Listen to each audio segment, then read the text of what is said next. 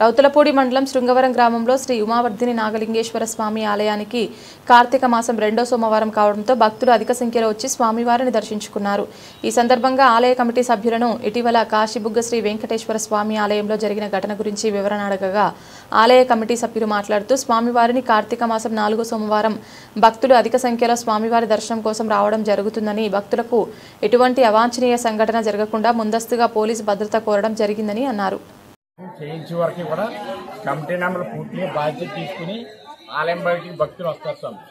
అంటే ఇటీవల ఈ కార్తీక మాసంలో స్వామివారి సన్నిధానానికి దర్శనానికి వచ్చే భక్తులకు మీరు ఎటువంటి బాధ్యతారహితంగా ఏర్పాట్లు చేశారు? దానిపైన మీరు పోలీసు వారు తరపున మీరేమైనా బందోబస్తు కోరుచున్నారా?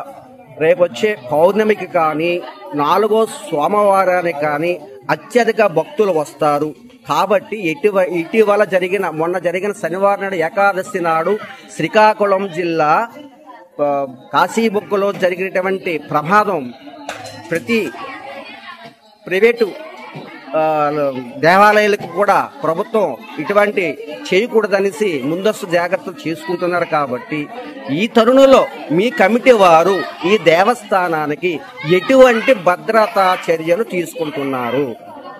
ఆల్రెడీ పోలీస్ స్టేషన్లో మా దేవస్థానం రిపోర్ట్ ఉంది సార్. 4వ సోమవారానికి అతి ఎక్కువగా భక్తులు వస్తారు కాబట్టి ఆ సోమవారానికి ఆల్రెడీ పోలీసులు ఇక్కడికి పంపడం జరుగుతూ ఉంటుంది. తదుపరి ఇక్కడ మెడికల్ క్యాంప్ కూడా ఏర్పాటు చేసి వచ్చే భక్తులకి రక్షణ కల్పించడానికి కమిటీ అంతా కూడా సిద్ధంగా ఉంటుంది. ఎటువంటి ప్రాబ్లం ఎటువంటి దేవస్థానం దగ్గర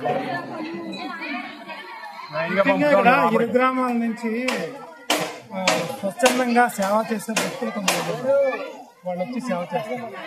కమిటీ ఇంచుమించుగా 30 మంది కమిటీ, తర్వాత భక్తులు అందరూ కూడా లోపల అందరూ సహకరిస్తారు. ఇందులో ఏంటంటే ప్రతి సంవత్సరం కార్తీక మాసం 4వ సోమవారం అత్యధిక జనాభా భక్తులు వచ్చే అవకాశం ఉంది కాబట్టి ఆ 4వ సోమవారం కంపల్సరీ పోలీస్ డిపార్ట్మెంట్ ఇక్కడ సెక్యూరిటీ ఏర్పాటు చేస్తుంది. ఈ గత 2018 ఈ ఆలయం ప్రతిష్టాపన జరిగింది. ప్రతిష్టాపన జరిగిన నుంచి కూడా ప్రతి సంవత్సరం కూడా పోలీసులు వస్తూ ఉన్నారు. పోలీస్ సహకారం ఉంటుంది, భక్తుల సహకారం ఉంటుంది, కమిటీ సహకారం ఉంటుంది, స్వచ్ఛంద సేవా సంస్థల సహకారం కూడా ఉంటుంది.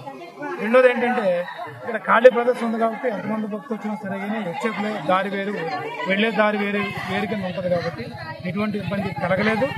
రాబోయే కాలంలో కూడా కలగని చెప్పి ఆశిస్తున్నాం. పరమేశ్వర దేవాలయం.